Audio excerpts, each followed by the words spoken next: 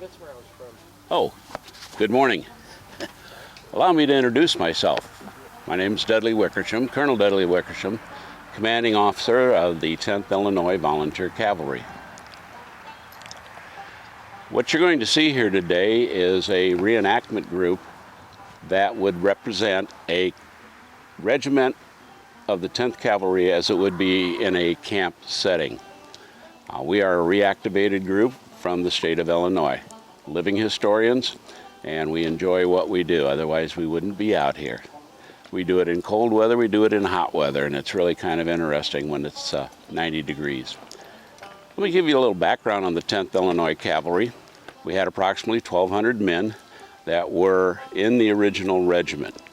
Predominantly, we were from the Sangamon County, Logan, Menard, and Macon County areas. We filled in the rest of the ranks that we needed from men that were from Cook County, Vermilion County, Pike County in the west, and St. Clair County as far down south as St. Louis.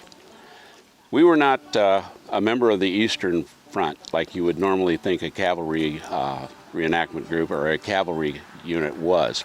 We spent most of our time west of the Mississippi as part of the Army of the Frontier. The only big battles that we actually saw were at Prairie Grove, where I was lucky enough to have 1,200 men under my command at that particular point.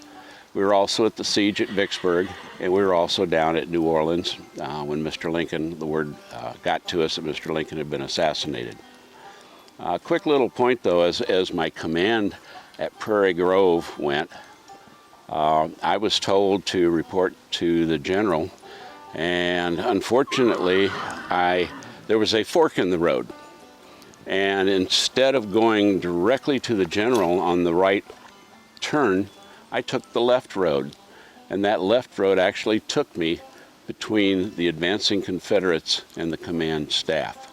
So basically my men at that particular point in time kept our general headquarters and our generals from actually being overrun. But because I did not go right to the general, I got written up and reprimanded for it. But I saved their bacon. Anyway, like I said, the 10th Cavalry, we spent most of our time west of the Mississippi. We were in southern Missouri, Arkansas, Louisiana, and then actually in Texas when we mustered out of service in 1865. A lot of regiments during the Civil War were either 30 days, 90 days, or a 3-year enlistment. Our men that were with us when we formed up was a 3-year enlistment. After those 3 years were up, we were sent home for some good rest and relaxation. And then at that particular point in time, they reformed the 10th Cavalry by melding in the 15th Cavalry at that particular point, which became then the 10th Cavalry, and it was no longer a volunteer force, it was a veteran cavalry. Being a cavalry outfit, obviously, we rode. We were on horseback. What we've got here is an indication of a enlisted man's saddle. This is what's called a McClellan saddle. General McClellan didn't do a lot of things right, but he did actually, when he invented this saddle, was about the best thing he ever did. He liked it because he was an avid horse rider, and he designed the saddle basically so that it sat on the flanks of the horse rather than on the horse's spine. The open area in through here, this is a wooden tree, and there's 2 parts to it. This one is covered by leather, and this would have been issued to, as I said, a trooper in the cavalry. The other one I have over here is indicative of a officer's saddle, and as you can see, it's a little bit more involved, a little bit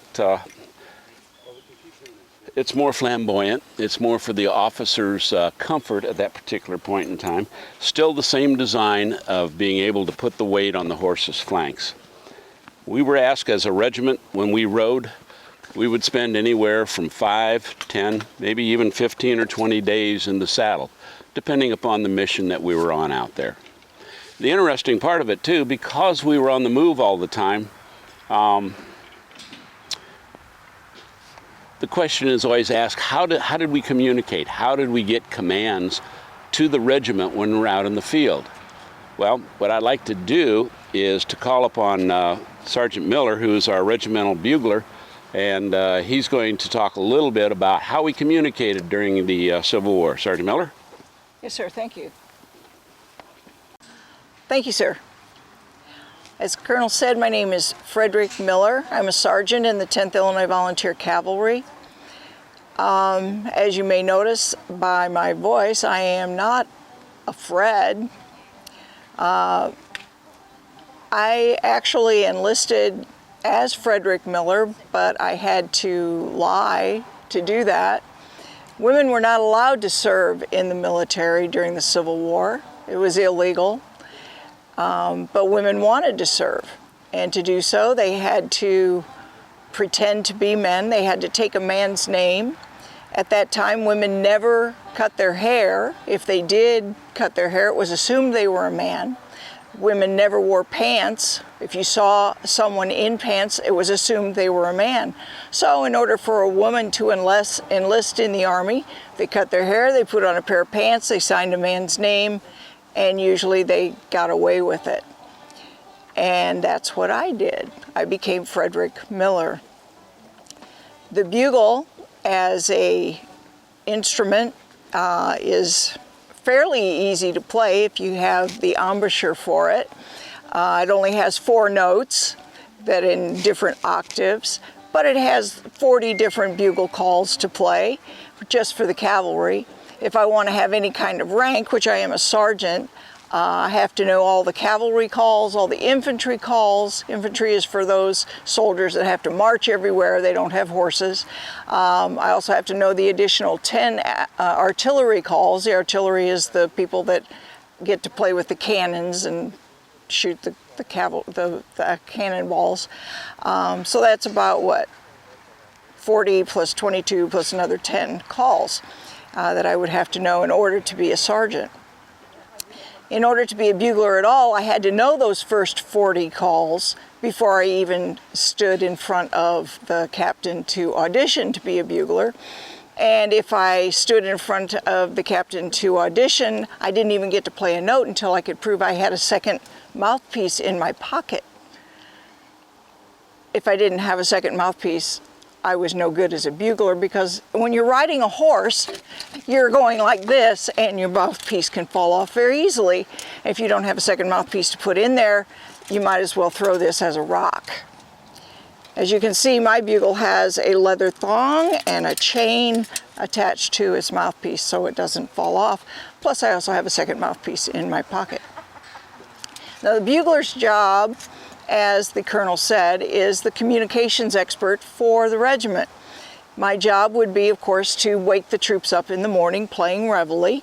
Most people are familiar with the infantry reveille, which is still used today in the Army and any other military branch. It goes da da da da da da da da da da da da da da, still played today.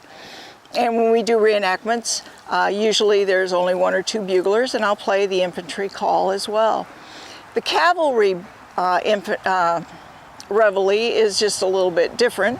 Instead of the 20-second infantry call, the cavalry call is about 2 minutes long, a wonderful bugle solo, and it has 5 different sections, and you play it as a solo, and it rings out over the territory that you're playing it on. And the soldiers at 5 o'clock in the morning in the dark just love it. And they throw things at you like their tin cups and their boots and their shoes, and they want you to quit. And sometimes they shoot bullets at you. They want you to quit. Well, they don't actually shoot bullets at you, but they shoot at the air. But the reason it's so long is that at the end of the bugle call, for the infantry or the cavalry call, is at the end of it, you're supposed to be standing at attention outside your tent, ready for a roll call. Infantry, all they have to do is get out of their bed and be in their uniform, and usually they sleep in their uniform, which is no big deal, and they stand in front of their tent and they're ready for roll call. The cavalry soldier has to make sure their horse is still on the picket line and usually give them some water, give them some hay, have their uniform on, and stand in front of their tent for roll call. So it gives them 2 minutes to make sure all of that is done before they stand for roll call. And then hopefully the next call they hear is their breakfast call.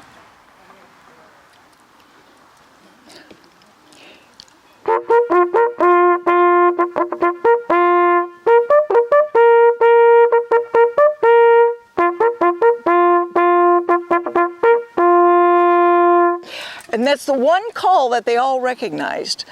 At least the sergeant recognized it, and they would all go running for breakfast.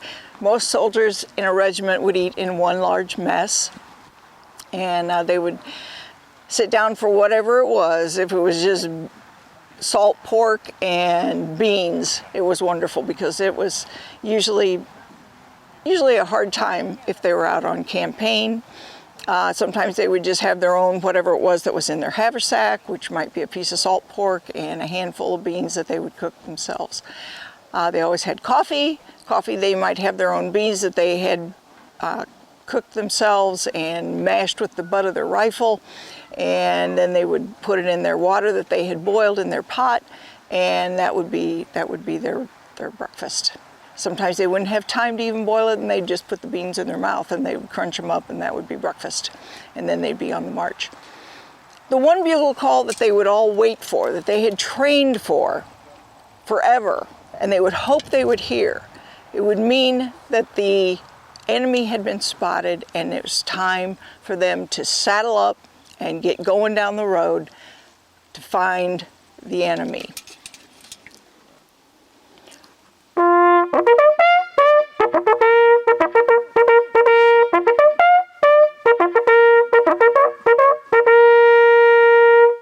And that was called boots and saddles.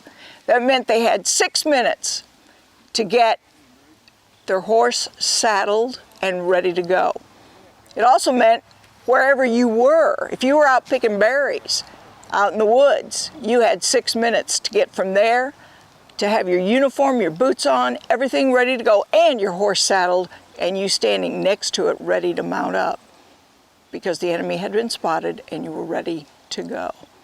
Boots and saddles, that's what they had trained for all along. Now when they're out on the battlefield, the bugler is also the traffic cop. The colonel will give directions on where he wants the troops to go, and the bugler can be heard for 2 miles. This type of bugle is the type of bugle that was used on the battlefield. This is a 150-year-old bugle that was used on the battlefield. It's called a clairon. It's a French-style bugle. And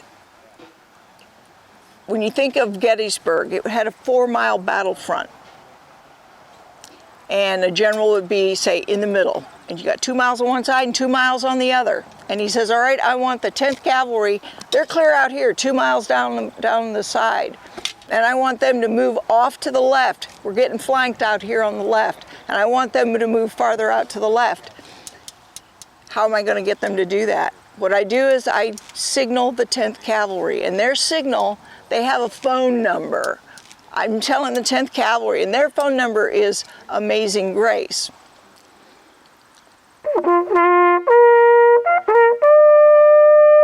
And I want them to move out to the left. So when I play those two together,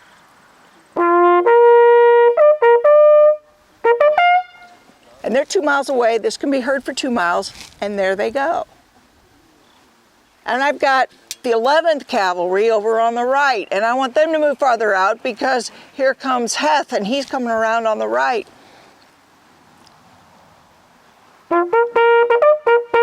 Do you know the Muffin Man? That's the 11th Cavalry's call.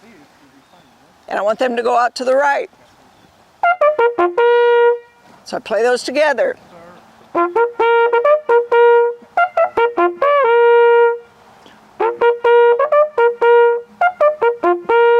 And there they go. And it's faster than using a cell phone, because you got to make sure somebody answers the phone. You got to tell them the message, and then they got to hear the message and make sure they tell somebody. Bugle's a lot faster communication as long as somebody's paying attention and everybody understands the signal. And that's what they're trained to do. So that's the communication on the battlefield. They can tell them how to go forwards, backwards. Like I said, there was 40 different calls in the cavalry. Something for everything. So, Tell them what happens when they see this. when they see what, sir? Oh, this? Okay. First of all, the colors signify which branch you're in. The yellow signifies cavalry. When they see these stripes on here, that means I'm a musician. I could be a bugler or a drummer, anyone wearing these stripes like this. Also means that I'm a target. They know I'm a communicator. I'm the communications. Disrupting the communications was a high priority, just like today. You take out the communications in the Army, how do you prosecute a battle? So the bugler was the second most frequent target on the battlefield. First was the flag bearer. The second was the bugler. Sir? There you go. What I'd like to do now is invite you to take a tour of our camp here. There are different exhibits going to be set up, and each gentleman or trooper will talk about what it is in those exhibits that he's got out front. We also have our regiment nurse who is here with the 10th Field Hospital. She will also talk about the medical aspects of the Civil War. So please enjoy it and have a good day. And later on, if we spot the enemy, he will be ours.